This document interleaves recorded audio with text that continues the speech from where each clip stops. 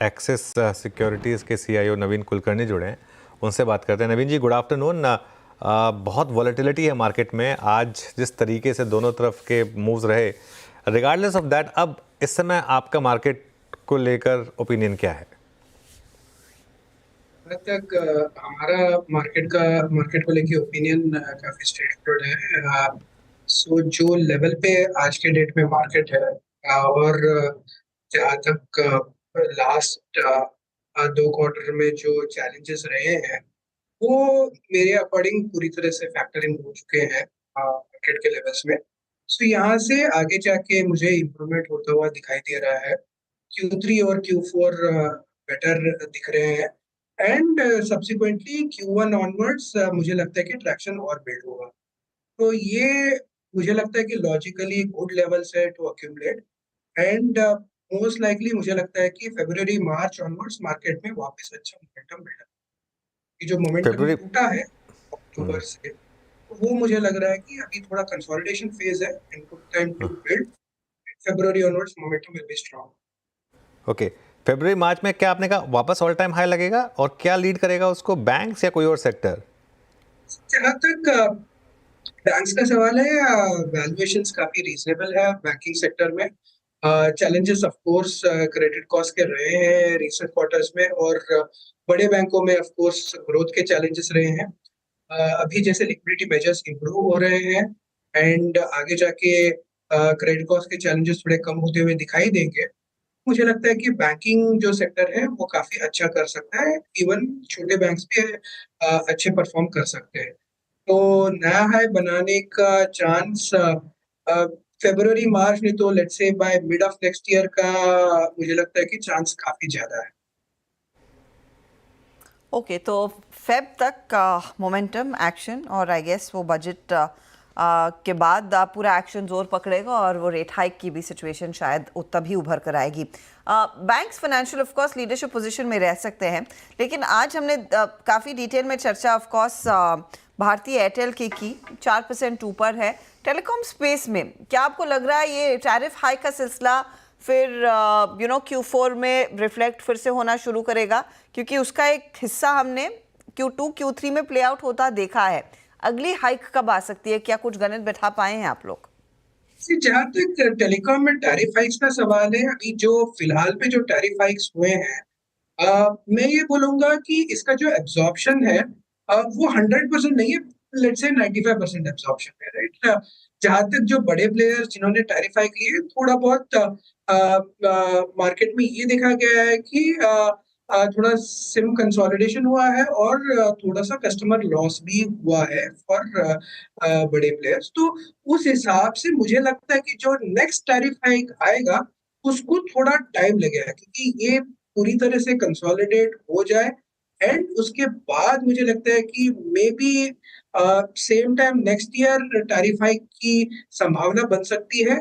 बहुत जल्दी नहीं बनेगी, क्योंकि टेलीकॉम में टैरिफ हाइक वैसे भी काफी समय लगते हैं आने के लिए। ओके, तो टाइम लग सकता है वो टैरिफ हाइक के लिए। Let's see how it plays out. लेकिन भारती पर आप बुलिश रहेंगे? भारती और हेक्साकॉम दोनों पर पोजीशंस लेना शुरू करें?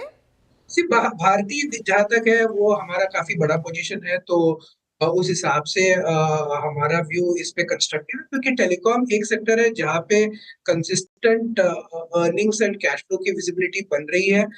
इसके अलावा टेलीकॉम सेक्टर में जैसे भारती का सवाल है, वहां पे आगे जाके सिर्फ ग्रोथ की प्रॉब्लम सॉल्व नहीं हो रही है, इसके अलावा कैश फ्लो का इंप्रूवमेंट काफी दिखेगा, क्योंकि केपेक्स रिक्वायरमेंट्स भी थोड़े से कम होते हुए दिखाई देंगे। क्योंकि लास्ट 2 साल में 4G और 5G केपेक्स काफी हुआ है, स्पेशली 5G केपेक्स काफी हुआ है, एंड नंबर ऑफ टावर्स भी इंक्रीज किए हैं,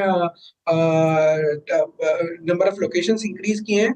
तो उस हिसाब से जब केपेक्स कम होगा तो कैश फ्लो इंप्रूव होगा, तो उस हिसाब से यील्ड बढ़ेगा। तो that context Bharti will continue to remain an interesting बेट।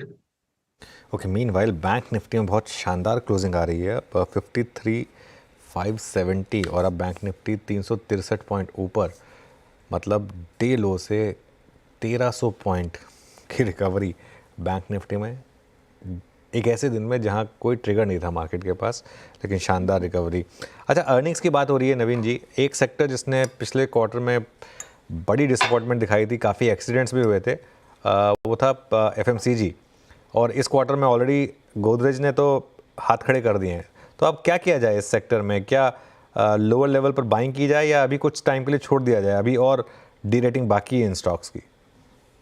जहाँ तक एफएमसीजी सेक्टर का सवाल है, जहाँ तक एक तरफ से देखा जाए तो यहाँ पे स्ट्रेस है ग्रोथ का, तो वो थोड़े और समय तक रहेगा।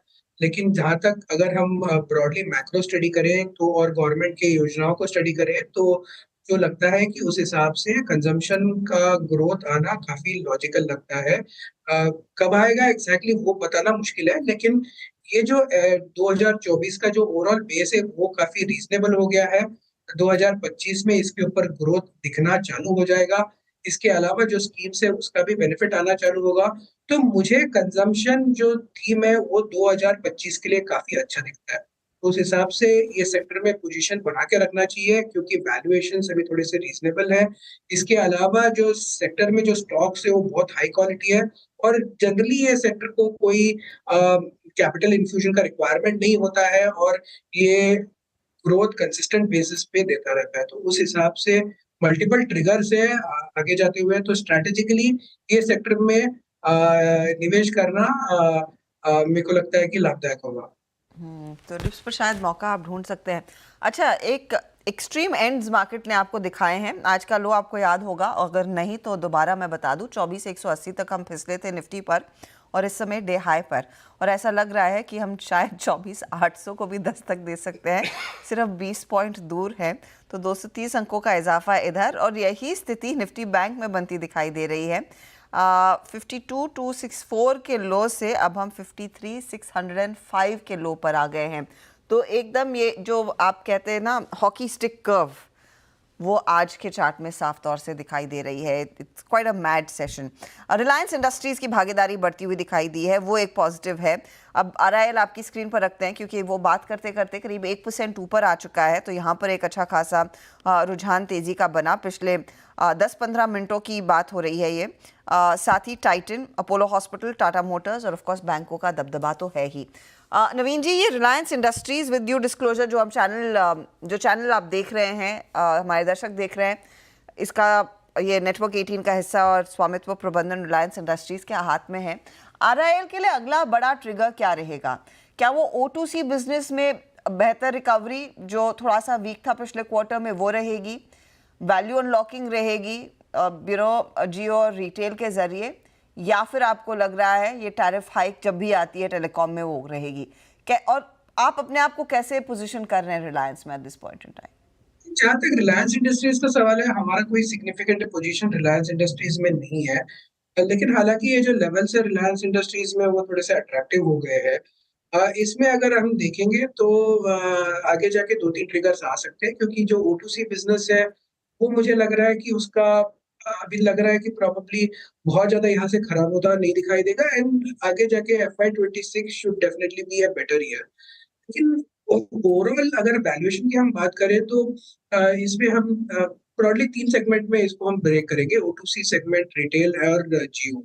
तो जहाँ तक जियो का सवाल है, जियो बहुत बढ़िया बिजनेस है और वहाँ पे अभी भी मुझे लगता है कि जो करंट प्राइस है वो फेयर वैल्यू पूरी तरह से रिफ्लेक्ट नहीं कर रहा है। तो वहाँ पे काफी संभावना है फर्दर अपसाइड का जियो के वैल्यूएशन को अगर हम पूरा कंसोलिडेट करें। रिटेल बिजनेस है वहां पे थोड़ा सा मतलब स्लगिशनेस रहा है।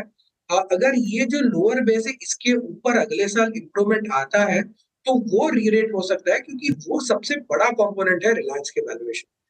दूसरी बिजनेस ऑफ कोर्स वो वहाँ पे प्लांट एंड मशीनरी काफी बड़ा है तो उस हिसाब से मतलब वैल्यूएशन बहुत ज्यादा घटता नहीं है उसका, लेकिन आगे जाके वो भी इम्प्रूव हो सकता है। लेकिन मुझे जो लगता है कि कंजम्पशन ग्रोथ अगर इम्प्रूव होगा और बिजनेस अच्छा करेगा तो वो सबसे बड़ा ट्रिगर हो सकता है।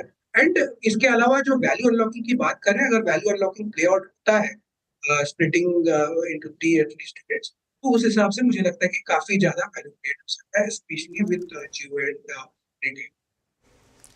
एक आखिरी सवाल मेरी तरफ से, लार्ज कैप IT में अब कैसी पोजीशनिंग रहेगी आपकी? जहाँ तक लार्ज कैप आईटी का सवाल है, हमने ये जो रिसेंट रैली है ये हमने मिस किया है, तो हमारा कोई सिग्निफिकेंट पोजीशन नहीं है। लेकिन ये स्पेस को हम क्लोजली वॉच कर रहे हैं। 2025 अच्छा साल हो सकता है आईटी को, कंसिडरिंग यूएस इकोनॉमी में एक्सपेक्टेशन है कि इम्प्रूवमेंट आएगा, नई गवर्नमेंट और नए एडमिनिस्ट्रेशन में इम्प्रूवमेंट आ सकते हैं कॉर्पोरेट टैक्स रेट के हिसाब से एंड मल्टीपल अदर ट्रिगर्स जो बात कर रहे हैं, तो उस हिसाब से डोमेस्टिक आईटी कंपनीज के लिए पॉजिटिव हो सकता है।